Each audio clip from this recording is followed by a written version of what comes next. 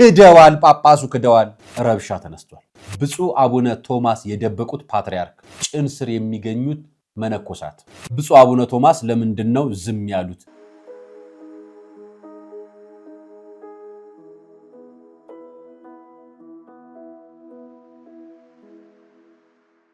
ሰላም ጤና ይስጥልኝ ውድ የቃል ቅርን ሚዲያ ቤተሰቦቻችን እንደምን አላችሁ በያላችሁበት ሰዓት አቆጣጠር እንዳላችሁበት ሁኔታ ሰላማችሁ በዝት ይበል ማለት ፈልጋለሁ ወንድም እህቶቼ ታላቅ ታናሾቼ እንደየድሚያችሁና እንደየክብራችሁ መጠን ሰላማችሁ ይብዛ ታመው የተኙ በሆስፒታል ያሉ በጸበል ስፍራ የሚገኙ ወገኖቻችን በሙሉ እግዚአብሔር ያስብልን ከክፉ ነገር በሙሉ ይጠብቀን እንኳን ለቅዱስ ሚናስና ለቅዱስ ቂርቆስ ወርሃዊ በዓል አደረሳችሁ ይሄን ብዬ ነው ዛሬ የምጀምርላችሁ ከዚህ ቀጥሎ ማሳያችሁ ነገር ረብሻ ተነስቷል የት በማ እንዴት የሚለውን ማሳያችኋለሁ ከኢትዮጵያ ኦርቶዶክስ ተዋሕዶ ቤተክርስቲያንስ ጋር ጉዳዩ ምን ያገናኛል ብዬም አየይዤላችሁ መጥቻለሁ ጭን ስር የሚገኙት መነኮሳት በማስረጃ ነው ማመጣላችሁ ይሄ ጉዳይ የቤተክርስቲያንን ክብር የሚነካ እጅግ የሚያዋርድ እጅግ የሚያስነውር ነገር ነው ራሳቸውን በራሳቸው ቪዲዮ ቀርጸው ለህዝብ የሚልኩት ግን ጭን ስር ተቀምጠው ነውና በራሳቸው ቪዲዮ የራሳቸው መልእክት ነው ማመጣላችሁ አያይዤላችሁ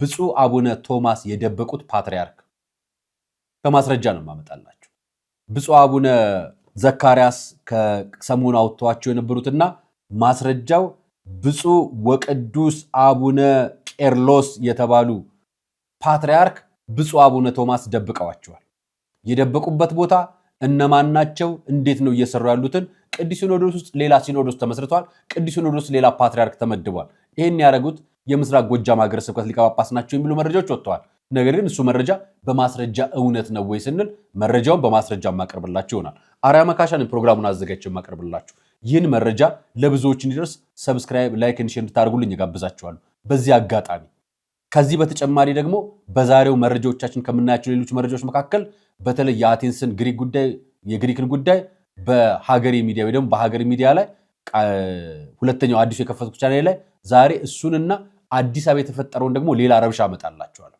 እሱንም ተከታተሉታላችሁ ከመሸጋገሪያ በኋላ ወደ ፕሮግራማችን እንገባለን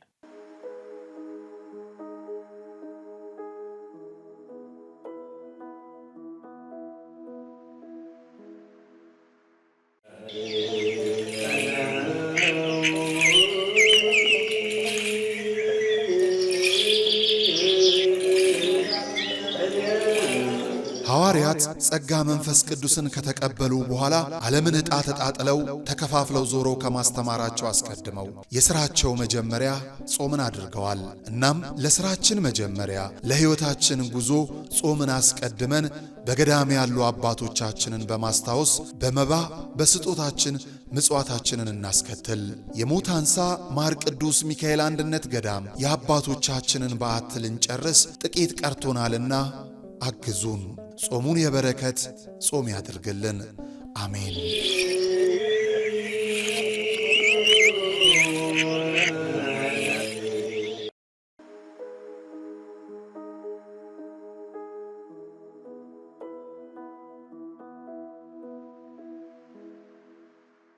ችግሩ የተፈጠረው እዚህ ቦታ ላይ መጀመሪያ ችግሩን ተመልከቱ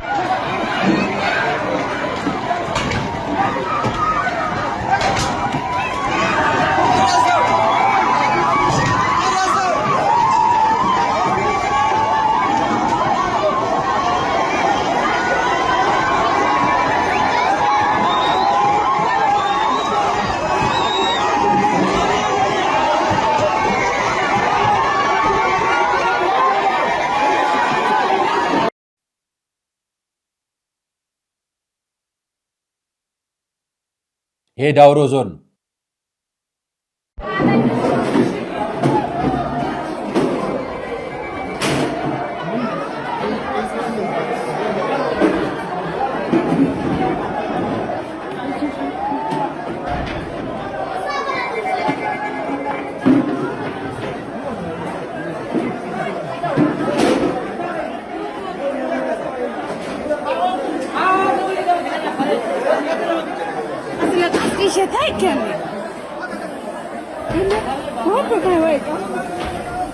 ዳውሮ ዞን ገበያ መሃል ላይ ነው ይሄ ጉዳይ የተፈጸመው የፕሮቴስታንት እምነት ተከታዮች በገበያው መሃል ላይ አግዳሚ ዘርግተው ህዝቡ ተሰብስቦ ወንጌል ለመስበክ ፕሮግራም ይዞ ፕሮግራሙን እዛ ላይ ሊያከናውን ነበርና በቦታው ላይ የምታዩቸው የጸጥታ አካላት የአስለቃስ ጭስ እየተኮሱ ቦታው ላይ መበተንም በቦታው ላይ የነበሩ ሰዎችንም በግራና በቀኝ አሰልፈው አስቀምጠው ህጋዊ ጥያቄ እየጠየቁ እንደነበር የሚያስመስል ነገር መረጃዎች፣ ቪዲዮዎች ይታያሉ። እና ጉዳዩ የሃይማኖቶች ግጭት አይደለም። ረብሻ የተነሳው በገበያ መካከል ፍቃድ አልተሰጣችሁም የሚልና ከመንግስት ጋር የተያያዘ ጉዳይ ነው ጉዳዩ። ማህበራዊ ሚዲያዎች ላይ ግን እየተጋሩ ያሉት መረጃዎች አደገኛ ናቸው። እነዚህ መረጃዎች ምን ይላሉ መሰላችሁ? በዳውሮ ዞን በማንሳ ወረዳ የፕሮቴስታንት እምነት ላይ ውጊያ ያነሱ አካላት መጠየቅ አለባቸው አሉ። ጠያቂው አካል ነው በነገራችን ላይ ጥይት ያስለቃሽ ጭስም የበተነው ከቦታው ላይም ተነሶ ያለው። ዳመራ ሰዓት ላይ ፕሮቴስታንት ውጊያ አላነሳም አሉ። ምን አገናኝ?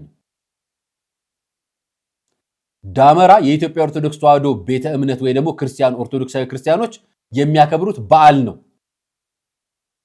ምን አገናኝ? የተኮሶች በዓሉ ላይ የነበሩት ፕሮቴስታንት ኦርቶዶክሳውያን መስቀል የያዙ ወይ ደግሞ ዲያቆኖችና ቄሶች ናቸው እንዴ? አይደሉም እኮ። ጉዳዩ ባለቤት አለው። የጠየቀው የተኮሰው ጸጥታውን ቦታው ላይ የመጣውም የመንግስት የጸጥታ መዋቅር ነው። መጠየቅ የሚቻለው እሱን ሆኖ ነገር ግን አድማው የተነሳው በኢትዮጵያ ኦርቶዶክስ ተዋሕዶ ቤተክርስቲያን ላይ ነው አጀንዳ የተከፈተው። ለምን አልኳችሁ መሰላችሁ? በጥምቀት ሰዓት ፕሮቴስታንት ውጊያ አላነሳም አሉ። ውጊያ ያነሳውን የኦርቶዶክስ እምነት ተከታይ ነው እንዴ? ወይም ኦርቶዶክስ እምነቱ ተቋማናች እንደ ፖሊስ የላከችው አይደለም።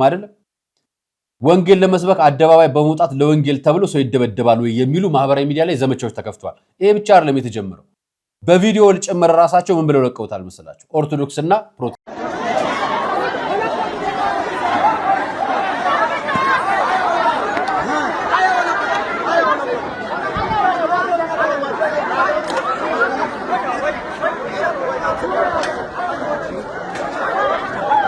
ማሪ ማንሳ ላይ ነው፣ ዋና ከተማ ላይ ነው። ይሄ ጉድ እዩት። ዳውሮ ዞን ላይ ማሪ ማንሳ ከተማ ላይ ይሄ እየተፈጠረ ያለው ከጸጥታ መዋቅር አካላት ወይ ደግሞ ከመንግስት አካላት ጋር ሆኖ ጉዳዩን ወደ ቤተክርስቲያን ማያያዝ የፈለጉ አካላት አሉና እናንተም እንደነንተና ሆናችሁ ፖሊሶቹን ታቋቸዋላችሁ አይደል? መንግስት ነው አይደል የሚያስታጠቃቸው? መንግስት ነው አይደል የሚመደባቸው? ከፖሊሶቹ 90%ዎቹ ፕሮቴስታንት እምነት ተከታይ ናቸው። ከኦርቶዶክስ ጋር ምንድነው የሚያገናኝ? ጉዳዩ በአደባባይ መስበክ ተከለከልን ከሆነ እሱን ጉዳይ ከጸጥታ መዋቅር ወይ ከመንግስት ጋር መነጋገር ነው። ቤተክርስቲያን አደባባይ ላይ ስበኩ አትስበኩ፣ ፍቀዱ አትፍቀዱ፣ ደብድባቸው አትደብድባቸው ብላ ፖሊስ አዛው አታውቅ። ብታዝኖሩ ስንት ነገር የምታደርገው ነገር ነበራት። የራሷን ልጆች ታድን ነበር። አርሲ ላይ ለተገደሉት የራሷን ልጆች ቤተክርስቲያኗ እንዳትቃጠል ታደርግ ነበር ቤተክርስቲያን። እና አምጥታችሁ ረብሻው ተነስቷል። አዎ ረብሻው መጠየቅ አለባችሁ። አዎ ረብሻው የተነሳባችሁ ከመንግስት ጋርና እናንተ ጋር ካሉ አካላት ጋር ነው። አዎ ነገር ግን ያ ቦታ ፈቃድ አግኝታችኋል። እሱ እናንተ አካላትን መጠየቅ ያለባችሁ። ፈቃድ ሳያገኙ መንግስትን እምቢ ብለው ወጥተው እናንተን አስተባብረው እንዲያደርገው ከሆነ አንደኛ ያስተባበሯችሁና የመራችሁ አካላት ትክክል አይደሉም። እናንተን ከመንግስት ጋር እያጋጫችሁ ነው። ሁለተኛ ነገር ደግሞ በዚህ ጉዳይ ላይ ፈቃድ መጠየቅ ካለበት የመንግስት መዋቅር ነው ፈቃድ መጠየቅ ያለበት። ቤተክርስቲያን በዚህ በኩል አያገባት። ይሄን ብያችሁ ጭንስር የተገኙትን መነኮሳት ላሳያችሁ እና በዚህ ጋር ልጄ እንደምታየው በእንደዚህ አይነት ሁኔታ ነው እንግዲህ ከሰውነት ላይ የሚወጣው ይታያል። መቼም ይኸው አያችሁ አይደለ? እንደዚህ አበልዞ እንዳለ በዚህ በእግር ላይ ያለ ኬዞች ሁሉ እንዳለ ይሄ ለምሳሌ አሁን እንደዚህ አይነት የሚያባብጡ ነገሮች ሲኖሩ ይሄ ሲታሽ ቅባ ቅዱሱ ይሄ ቀንዲሉ ሰውነት ላይ ሲያርፍ ሰብስቦ እዚህ ጋር ይመጣና በትነት መልክ የመውጣት ባህሪ ያለውና ኦፕራሲዮን ላደርገው ዝግጁ ነው። ግን እግዚአብሔር ደግሞ በሶስተኛው ቀን ውስጥ እጅግ ያ የሚያማት የነበረው እዚህ በጥቷ ላይ ያለ ክፉ የእብጠት አይነት እኛ ስም ስለወጣ አይደለም ማንኛውም ስም እንዲህ ነው ብሎ ሰዎች በቴንሽን ነው አሁን እየተጨነቁ ያሉት እንትን አለብሽ ተብሎ ስም ሲጠራ አሁን እኛ አባት የኢትዮጵያ ኦርቶዶክስ ተዋሕዶ ቤተክርስቲያን በቤዛዊት ማርያም የሚገኙ አባት መነኩሴ ናቸው። ሰሞኑን የመነኩሴ አጀንዳ ሰምታችኋል፣ መነጋገሪያ ሲሆን አሁን የሴት ጭን በሽታ እያወጣው ነው ብሎ ሲያሻሹ ቪዲዮ ቀርጸው ነው የለቀቁት። ኖርማሊ ራሳቸውን የለቀቁት እና ለቤተክርስቲያኗ መመኖች መጥተው እንዲፈወሱ ማስታወቂያ ነው የሰሩት።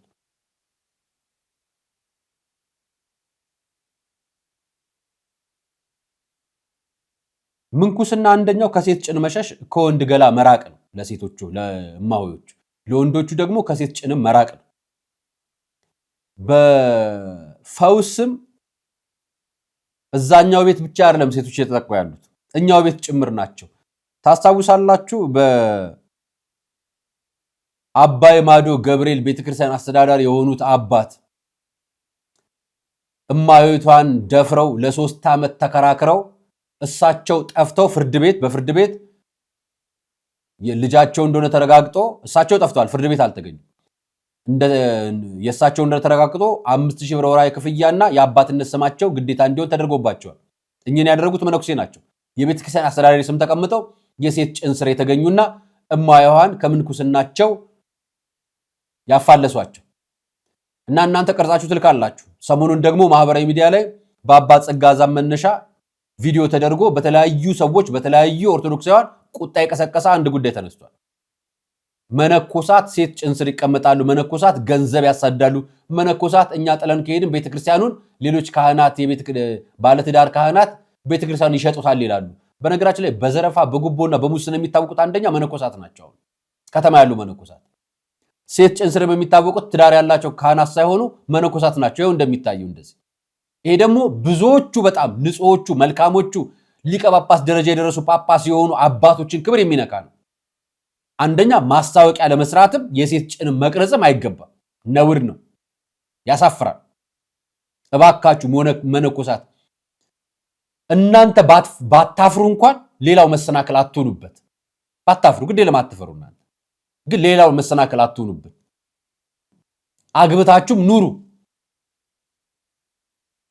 ከጭንስል ያለ በሽታ አሽታችሁ ኮን የምታወጡት ለብቻችሁ አውጡ እዛው ተቀላቀሉ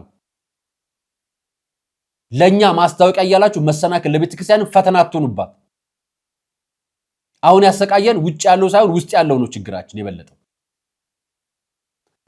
ይቅር ይበለን ይሄን ብያችሁ እኛን አባት አስታውሳችኋቸው ብፁዕ አቡነ ቶማስ ይባላሉ የምስራቅ ጎጃም ሀገረ ስብከት ሊቀ ጳጳስ ናቸው በእኛ አባት ቪዲዮ ተሰራና ፕሮግራም ሰርች አቀርብላችኋለሁ ምስራቅ ጎጃም ላይ የተነሱ የተለያዩ መረጃዎችን አቀርብኩላችሁ ጥንታዊ ኦርቶዶክሳዊ ቤተክርስቲያን የምትል ደረሰኝ የታተመበት የ30 ሞዴል የሚቆረጥበት ቤተክርስቲያኖች የተያዙበት የተለያዩ መረጃዎች ወጡ ካስታወሳችሁ ወደ 6 ቤተክርስቲያን ነገርኳችሁ በሱ ብቻ አላበቃ ጉዳዩ ሰፋ መስፋት ብቻ አይደለም ልጨምርላችሁ ከዛ የባሰ ነገር መጣ ወደ 15 ቤተክርስቲያን በቁጥራቸው ስር ነው ያለው በቅብዓት በሚባለው እምነት ውሸት ነው ካላችሁ ብፁዕ አቡነ ዘካርያስ የምዕራብ ጎጃም ሀገረ ስብከት ሊቀ ጳጳስ በ1995 ዓመተ ምህረት እሳቸው ሀገረ ስብከቱን በሚመሩበት ሰዓት በማስረጃና በመረጃ ጽፈው ለብፁዕ ቅዱስ አቡነ ማትያስ በጻፉት ደብዳቤ በሰኔ 8 የጻፈውን ደብዳቤ አጋራዋችሁ በዚህም ብፁዕ አቡነ ቶማስ በቅዱስ ሲኖዶስ ላይ ያቀረቡት ማስረጃ የሐሰት ነው እንዲህ የሚባል ነገር የለም ቅባት የሚባል የለም ብለው ተናግረዋል ነገር ግን በማስረጃ ጭምር አለ ብለው ሲናገሩ እኛም በማስረጃ ቀረብንላችሁ እኙላችሁ ብፁዕ አቡነ ቶማስ የደበቋቸው ፓትርያርክ እነኚህ ናቸው ሌሎች ጳጳሶችም አሉ የቅባት ጳጳሶቹ ብፁዕ አቡነ ባስልዮስና ብፁዕ አቡነ ዮሐንስ ይባላሉ በነገራችን ላይ 6ኛ ዓመት ክብረ በዓላቸውን እያከበሩ ነው ከተሾሙ የቅባት እምነት ከተሾሙ 6 ዓመት ሞልቷቸዋል ብፁዕ አቡነ ቶማስ የለም ብለውናል ብፁዕ አቡነ ዘካርያስ አሉ ብለውናል በማስረጃ 6 ቤተክርስቲያን ገልጬላችሁ ነበር አርያሱ ብቻ ይበቃም ይሄውልን ካዝርዝር ብለው ዝርዝር ሰጡኝ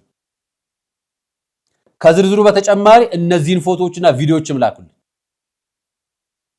ፓትርያርኩ ብፁዕ ቅዱስ አቡነ ቄርሎስ ይባላሉ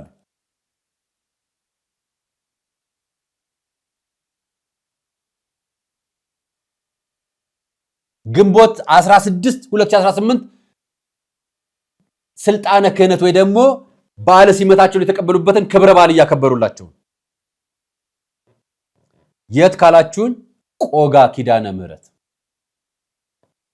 ልጥራላችሁ ዋራ ጽዮን መካነ ሰማያት ዋራ ጽዮን ቤተክርስቲያን መካነ ሰማያት ዋሻ ጊዮርጊስ ደብረ ኃይል ወዳንሳ ሚካኤል ወዳንሳ እግዚአብሔር አብ ወዳንሳ ቁስቋም አምባላይ ጊዮርጊስ የቅባ ሐና ሐመረኖ ኪዳነ ምሕረት ደብረ ብርሃን የበረድ ማርያም ሰራይ አስታካ ኢየሱስ ሰራይ አስታካ ሚካኤል ቅብጢ አባ አመባ አቡነ ገብረ መንፈስ ቅዱስ ጉንዳን አርግፍ ቅዱስ ጊዮርጊስ ምስራቅ ዋሻ ኪዳነ ምሕረት ናቸው። 15 ቤተክርስቲያን ቅባቶች ተቆጣጥረውታል። እኚህ የምታዩቸው ናቸው ሊቀ ጳጳሱ ፓትርያርኩ። እስከዛሬ በፎቶ አይታችኋቸው ማታውቁ ከሆነ ሚዲያ ላይ ወጥቶ ማያውቁ ከሆነ እኔ እየነገርኳችሁ ብፁዕ ወቅዱስ አቡነ ቄርሎስ ይባላሉ። ፎቶአቸውን አጥርቼው ነው። እኚህ አባት አንደኛው አባት ናቸው። እኚህም አባት አቡነ ዮሐንስ እንደ አቡነ ባስልዮስ የሚባሉ ናቸው። እውነት ተደብቃ አትቀርም ብለው ፎቶአቸውን ተነስተው የሚለቁ ናቸው። እኚህ ናቸው ፓትርያርኩ። ስድስተኛ በዓለ ሲመትን እያከናወኑ ነው። ከገጻቸው ያገኘሁትን መረጃ ላንብብላችሁ። ዜግነቴ ኢትዮጵያዊ፣ ሃይማኖቴ ኦርቶዶክስ፣ ወልደ አብ ወልደ ማርያም በቅባት መንፈስ ቅዱስ የከበረ ብዬ የማመን እናንተስ ብለው ገጻቸው ላይ ለጥፈውላቸዋል። በነገራችን ላይ ብፁዕ አቡነ ቶማስ ከዚህ መጽሐፍ ቅዱስ ጠቅሰው ሲያስተምሩ ቅባት የምንለውን ሌላ ይሉናል ብለው የገለጹበትን የሐዋርያት ሥራ ምዕራፍ 10 ከቁጥር 37 ጀምሮ ያለውን የተናገሩበትን ቪዲዮና እዛ ምዕመኑ ፊት የመሰከሩበትን ምስክር ነው ቪዲዮ ይዤላችሁ የመጣሁት።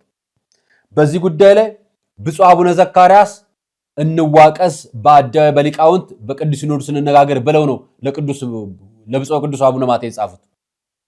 እሳቸው ደግሞ በምዕመናን ፊት ያኔ እውነት ተገረፈ ማለት አያሳፍርም ወይ? ተቀባ ከማለት ይልቅ እውነት ተሰቀለ ማለት አያሳፍርም ወይ? ተቀባ ከማለት ይልቅ እውነት ተተፋበት ተዘበተበት ማለት አይቀፍም ወይ? ተቀባ ማለት አይሻልም ወይ? ያሉበትን ጥቅስ የሐዋርያት ሥራ ምዕራፍ 10 ከቁጥር 35 ጀምሮ ያነቡልናል። 37 ጀምሮ እኔ ደግሞ አመጣላችኋል። የእሳቸውን ንግግር በጀመሪያ ላሰማችሁ።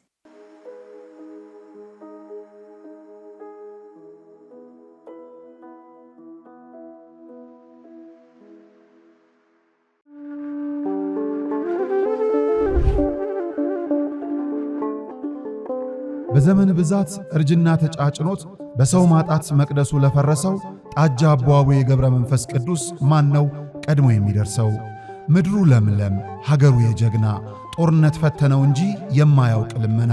ዛሬ ግን አዛውንቶቹ ጉልበት ከርቷቸው ወጣቶቹ ግራ ገብቷቸው የአቡዬ ቤተ መቅደስ ሊፈርስ ተቃርቧልና ስለ አቡዬ ብላችሁ የጻድቁን ቤተ መቅደስ እንገንባ።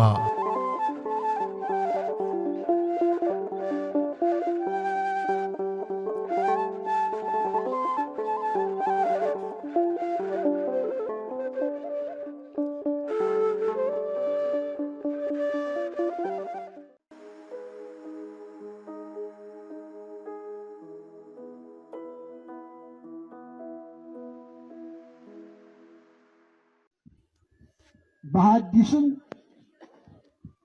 ኢየሱስ ክርስቶስ ዘቀቦ እግዚአብሔር መንፈስ ቅዱስ ወኃይለ።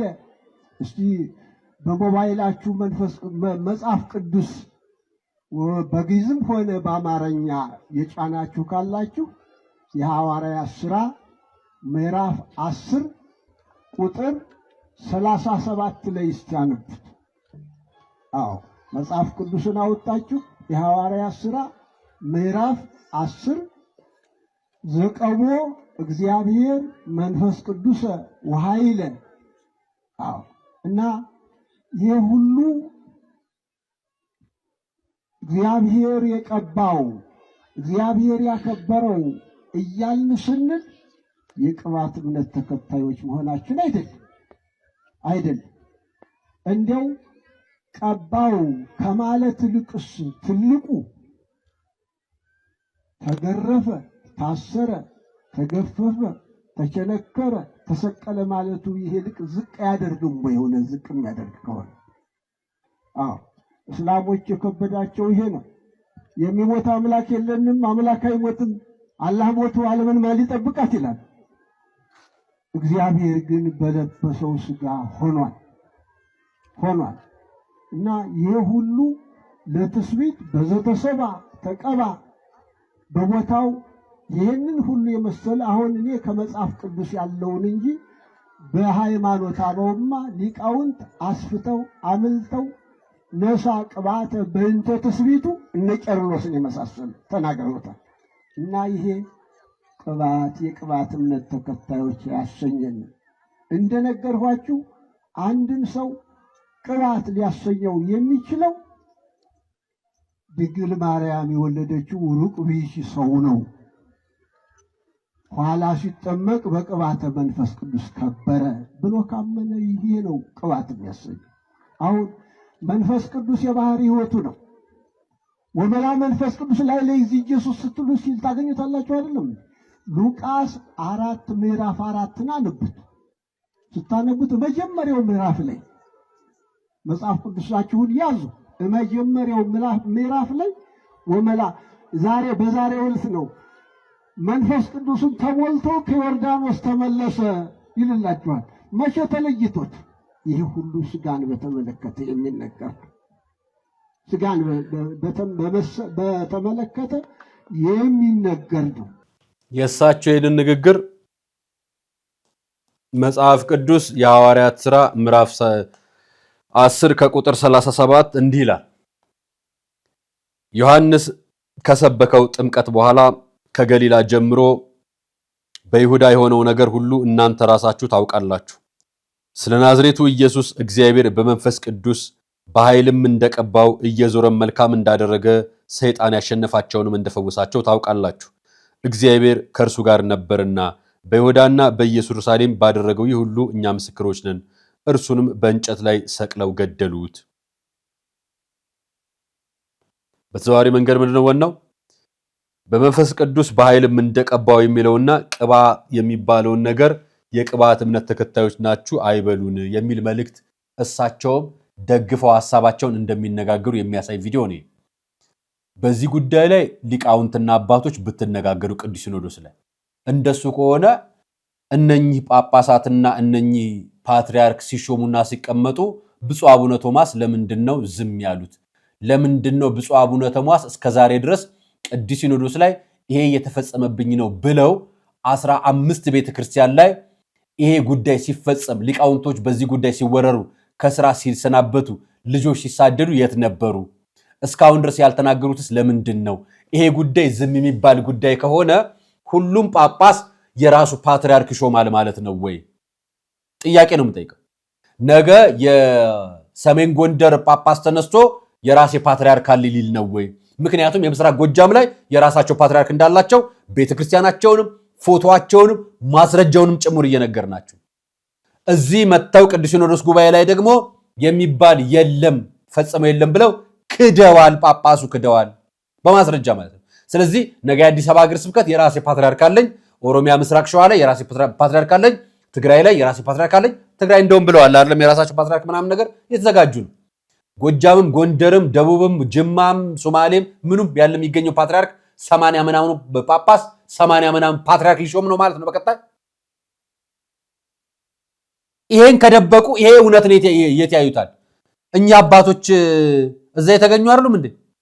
ስድስተኛ በዓለም ሲመት እኮ የተከበረላቸው ዣንጥላ ተይዞላቸው ፓትርያርክ ተብለው ወንበር ተዘርግቶላቸው ጵጵስናቸው በቅዱስ ሲኖዶስ ያልጸደቀ በአቡነ ቶማስ የጸደቀ በአቡነ ቶማስ ሽፋን የሚያገኙ አደረጃጀታቸውን 15 ቤተክርስቲያን ላይ የዘረጉ በቤተክርስቲያን መዋቅር ውስጥ ሌላ ፓትርያርክ የሾሙ የካህናት መዋቅር እኮ ነው ያለው። በዚህም ብፁዕ አቡነ ቶማስ ከሀገረ ስብከት ስራ አስኪያጅ የወረዳ ቤተ ክህነቶች ጀምሮ እጅግ በጣም ብዙ ሰዎች ከስራ እየተባረሩ ነው፣ እየተፈናቀሉ ነው ከስራ። ይሄን ቅሬታ የሚያሰሙ ትክክል አይደለም የሚሉ ቀድሞ መጥተው በመጡ ገና 6 ወር ባልሞላቸው ጊዜ ውስጥ በጣም ብዙ ሰራተኛ ቀንሷል፣ አሰናብተዋል። ወንድሜ የምትነግሩን ሁሉ እውነት እንደሆነ እኮ ልታሳዩን ልትተገብሩልን በእውነት ልታሳዩን ይገባ ነበር።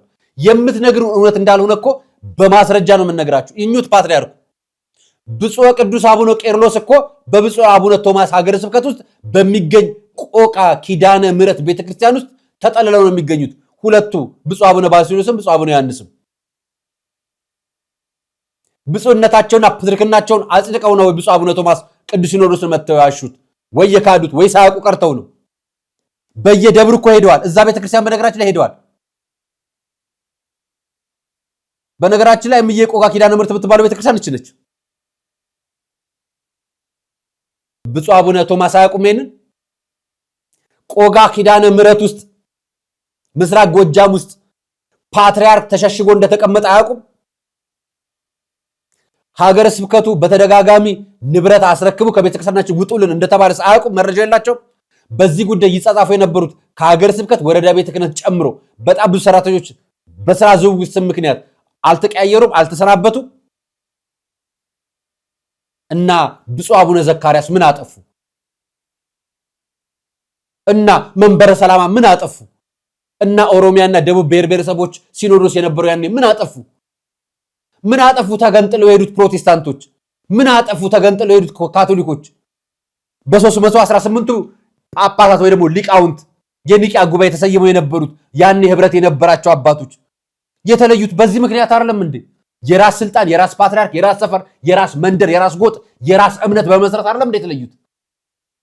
ካልሆነ እነኚህ ፓትርያርክ በብፁዕ አቡነ ቶማስ ስር ምን ይሰራሉ? ቤተክርስቲያኑን በሙሉ ገንጥለው ሸጠው ከጨረሱ በኋላ በሲኖዶስ ላይ መጥተው የሚባል የለም ብለው ይሄው በማስረጃ ነው የመጣውላችሁ እኮ። ከነሱ ጋር ሲወያዩ ወይ ደግሞ እነሱ ባሉበት ጋር ከነሱ አሁን ከጠቀስኩላችሁ ቤተክርስቲያን ከ15ቱ ቤተክርስቲያኖች መካከል ሄደው እሳቸው መድረክ ላይ ሲቀርቡ ሰማችሁ? ላሳያችሁ። እያችሁ ሳባ ነበር ሳየው እና አፄ ዘርዓ ያዕቆብ ሁሉ ንጉሳችን መመኪያችን እያሉ የሾዎች ሁሉ የሚሉባት እነሱ ሁሉ ሲመኩባት ሲማጸኑባት የነበረች የነገስታት ሁሉ ተስፋ እንደው ጥንታዊት እና የሃይማኖትን መሰረት ብቻ እንደው ሰው ተጠቀም ያላለው መቼም ያላደለው አይጠቀምምና ደብረ ወርቅ እንግዲህ በእምነት ደካማው ነው በሰው ዘንድ የማይባለውን እየቀቡ እመቤታችንን ተቀባት እንጂ 9 ወር ከ5 ቀን ጸንሳ አልወለደችው ይላሉ ይላል አንተ ገበሬም አይል። አረ ገበሬ ሊቁን ነው ከቶም ጥበበኛው እውነት ሊቁን ነው እንዴ አምርቶ ስንቱን እልፍ አእላፋትን መግቦ የሚያድረውን ጥበበኛ ገበሬ ድም እንደው ገበሬ እኮ እንጃ ያለ ዋቂ አነጋገር ካልሆነ በስተቀር እንደ ገበሬ ለመሆኑ ሰባቱ ከነኛ አካላት ጋር በአካል ተገናኝተዋል። ደብረ ወርቅ ማርያምን ይሄን ቪዲዮ የሰሩ የተናገሩት እነኚህ ቤተክርስቲያኖች ግንደወይን ማርያም፣ ደብረ ወርቅ ማርያም የምታዩቸው ናቸው። ኪዳነ ምሕረት ቆጋ አፋፉ ላይ ሆነ እንደዚህ ቪዲዮ ይታያል። እነኚህ ፓትርያርኩ የተደበቁበት ቦታ ነው የምታዩቸው ቦታዎች። በዚህ ምክንያት ስለ ቅባት እምነት አጀንዳ ሲነሳና ብፁዕ አቡነ ባስልዮስ ወይ ብፁዕ አቡነ ዘካርያስ ደብዳቤ ሲጽፉ የቅባት እምነት ተከታይ ማህበራዊ ሚዲያ ተጽዕኖ ማህበራዊ ሚዲያ ተናጋሪዎች ደግሞ ቪዲዮ ሰርተው እንዲህ ብለው ለቀዋል። ሰላም ለእናንተ የሆኑ ኦርቶዶክሳውያን፣ ዛሬ እጅጉን በጣም ጠቃሚ መረጃ ናትና እባካችሁን ገንዘብ በማትከፍሉበት ጉዳይ አንለማመን። ይህ ድምፅ ለብዙ ኦርቶዶክሳውያን ሊቃውንት ይደርሰን ሼር፣ ሪፖስት፣ ኮፒ ሊንክ አድርጉት። ወደ መረጃው ልምጣላችሁ። ይህች ደብዳቤ የተጻፈችው ከምዕራብ ጎጃም ሀገረ ስብከት ከአቡነ ዘካርያስ ለቅዱስ ሲኖዶስ ነው። ምን ትላለች? የቅባቶች መጽሐፍ ወልድን በሰውነቱ ፍጡር ይለዋል ወይም ክርስቶስን በሰውነቱ ፍጡር ብሎ ያስተምራሉ አለ። በጣም ጥሩ። እኛ ግን አሉ ራሳቸው ከተዋህዶ በኋላ ክርስቶስን በሰውነቱ ፍጡር አንለውም አሉ። እናመሰግናለን። በፍቅር ሆነን እንጠይቃችሁ። ቃል የተዋህደው ስጋ ፍጡር እንደሆነ ታምናላችሁ? አታምኑ? ከድንግል ማርያም ስጋ እንደነሳ እና እንደተዋህደ ታምናላችሁ? እንዲህ አይነት ቪዲዮ ሰርተው በአደባባይ ክርክር እንግጠም ብለዋል። እነዚህ ምዕመናንም ጭምር ናቸው። የኢትዮጵያ ኦርቶዶክስ ተዋህዶ ቤተክርስቲያን የቀደመችውን መንገድ ጠይቁ፣ መልካሚቱን መንገድ ወዴት እንደሆነች ወቁ፣ በእርሷም ላይ ሂዱ፣ ለነፍሳችሁም ረፍት ታገኛላችሁ የምትለውን ቃል ጠቅሰው አንድነን አንድ ሃይማኖት አንድ ጥምቀት በሚል የኤፌሶን ምዕራፍ 4 ቁጥር 5 ላይ ያለችው ገጽ ገልጸው እኛ ጥንታዊት ኦርቶዶክስ ሃይማኖት የሚል የቅባት እምነት ማህተም ደረሰኝ አዘጋጅተው በተዘዋዋሪ እየሄዱ ነው። እቺ ወልደ አብ የምትለው መጽሐፍ የወጣችው የቆጋ ኪዳነ ምሕረት ላይ ሆነው እነዚሁ ፓትርያርክና እነዚሁ ጳጳሳት ሊቃውንቶች ደግሞ የራሳቸውን ሊቃውንቶች ይዘው በራሳቸው ይጻፉ ነው። ጎንቻ የሚል ገጽ አለ ማህበራዊ ሚዲያ ላይ ቲክቶክ ገጽ ላይ ከሱም መረጃ መውሰድ ትችላላችሁ። በጣም ብዙ ናቸው። ስለ ወልደ አብ በተመለከተ እነሱ የሚሉበትን ተቀባይ የሚለው ደግሞ ቅባት ነው ያገኘው ስልጣኑን በሚል ስም የሚያደርጉትን ክርክር ብፁዓን ሊቃነ ጳጳሳት በዝርዝር ተመልከቱት። እኔ እንደ አንድ ሚዲያ ባለሙያ መረጃ ያገኘሁትና ባገኘሁት መረጃ የተላከልኝ ነው ማቀርብላችሁ። ምክንያቱም ቤተክርስቲያን የሁላችንም ናት። ቤተክርስቲያን ፈረሰች ማለት እኔና እናንተ ፈረስን ማለት ነው። ቤተክርስቲያን ስትፈርስ ሀገር ትፈርሳለች። ቤተክርስቲያን ለማፍረስ የምንጥረው ደግሞ ውስጥ ያለነው አካላት ነው። ምን ብለው ይጠይቃሉ መሰላችሁ? ሰሞኑን ምስራቅ ጎጃም ሕዝብ ቤተክርስቲያን አንድነት በሚል የጳጳሳቱ ምልዓተ ጉባኤ አንድ አጀንዳ ነበር አሉ። ነገሩ ጥሩ ቢሆንም እኔ ግን አንድ ጥያቄ አለኝ። አንድ መሆናችንን ዛሬ ነው ያወቃችሁት? እረ ኦርቶዶክስ ነኝ እያለ በግድ ቅባት ተብሎ ያለ ስሙ ተሰጥቶት ከቤተክርስቲያን የተገለለው ሕዝብ ድረሱን ሲል የት ነበራችሁ? በነገራችን ላይ ቅባት ተብሎ የቅባት ፓትርያርክ አለ፣ የቅባት ጳጳሳት አሉ። ቅባት አላላ እያላችሁ ነው ብላችሁ የምትከራከሩት እንዲየለጠፍ ነው። በነገራችን ላይ ሚስጥር ቅኔ የባለቤት የሆኑ አባቶች እንደማያውቁ ተቆጥሮ በእናንተ እውቅና በተደራጀ አራጅ ቡድን ከየቤተክርስቲያን ሲሳደዱ የት ነበራችሁ? 15 ቤተክርስቲያን ወረው 15 ቤተክርስቲያን ሌሎች ሊቃውንቶችን ኦርቶዶክሳዊ አባቶችን አባረው ቅባቶች ይዘውታል። አሁን ቅባቶቹ ናቸው እንዲህ የሚከራከሩት። እንዲህ አይነት ጽሑፍ እየጻፉ ማህበራዊ ሚዲያ ላይ ያጋራሉ። ቤተክርስቲያኖቹን ሊቀ ጳጳሱ ያውቃቸዋል፣ በአካል ሄደዋል። ቆጋ ኪዳነ ምሕረትም ደብረ ወርቅ ማርያምም ሄደዋል በአካል። ብፁዕ ቅዱስ አቡነ ቄርሎስ ብለዋቸው ጳጳሱ ደብቀዋቸዋል አሁን ቤተክርስቲያን ውስጥ። ስለዚህ ብፁዕ አቡነ ዘካርያስ የተናገሩት እውነት ነው። ከብፁዕ ቅዱስ አቡነ ማትያስ ቀጥሎ በኢትዮጵያ ውስጥ የሚገኙት ሌላኛው ፓትርያርክ ደግሞ ብፁዕ አቡነ ቄርሎስ ናቸው። ወዳጅ አሁን ያለነው የሐዋርያት ጾም ላይ ነን አይደለም? ሱባኤ ጾም መያዝ የሚገባን በዚህ ጊዜ አይደለም? ለሀገራችን፣ ለሃይማኖታችን፣ ለአባቶቻችን፣ ለቤተክርስቲያን ማልቀስ የሚገባን ጊዜ አሁን ላይ ነው። በጣም ያሳፍራል አይደለም? ሀገር ውስጥ እንደዚህ እየተሳደድን ነው። ውጭ ሀገር ደግሞ ጳጳሶች ወይ ደግሞ ብፁዕ አባቶቻችን እንዴት እየሆኑ እንደሆነ ደግሞ አሳያቸዋል። የሀገሬ ሚዲያ ወይ ደግሞ ሁለተኛው ቻናል አዲስ የከፈትኩት ቻናል ላይ ገብታችሁ ሊንኩን አስቀምጥላችኋል። እዛ ደግሞ ሌላ ጉርታ ያላችሁ በአዲስ አበባ የተፈጠረው ረብሻ እንደገና ደግሞ ሌላኛው ደግሞ ጳጳሱን ድጋሚ የማሰናበት ስራ እየተሰራ ነው። መዋቅራዊ አደረጃጀት ነው የሚሰራው።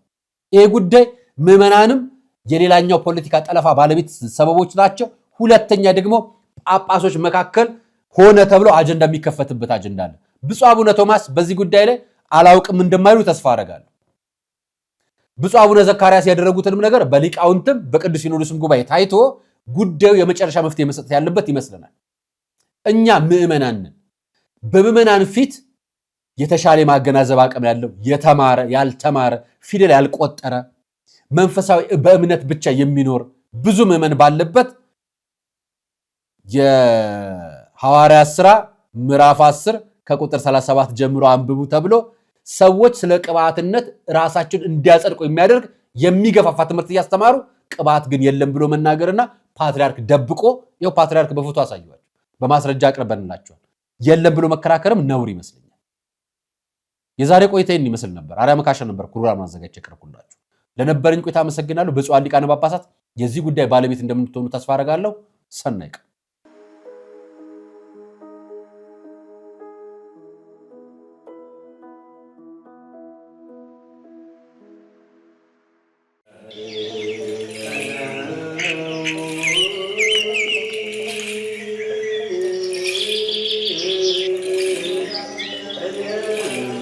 ሐዋርያት ጸጋ መንፈስ ቅዱስን ከተቀበሉ በኋላ ዓለምን ዕጣ ተጣጥለው ተከፋፍለው ዞረው ከማስተማራቸው አስቀድመው የሥራቸው መጀመሪያ ጾምን አድርገዋል።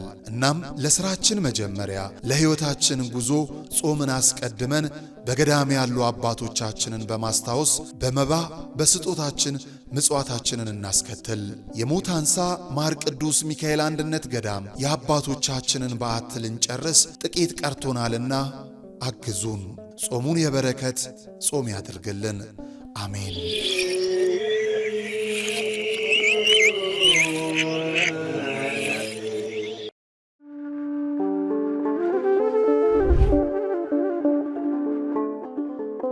በዘመን ብዛት እርጅና ተጫጭኖት በሰው ማጣት መቅደሱ ለፈረሰው ጣጃ አቦአቡዬ ገብረ መንፈስ ቅዱስ ማን ነው ቀድሞ የሚደርሰው? ምድሩ ለምለም ሀገሩ የጀግና ጦርነት ፈተነው እንጂ የማያውቅ ልመና። ዛሬ ግን አዛውንቶቹ ጉልበት ከርቷቸው፣ ወጣቶቹ ግራ ገብቷቸው የአቡዬ ቤተ መቅደስ ሊፈርስ ተቃርቧልና ስለ አቡዬ ብላችሁ የጻድቁን ቤተ መቅደስ እንገንባ።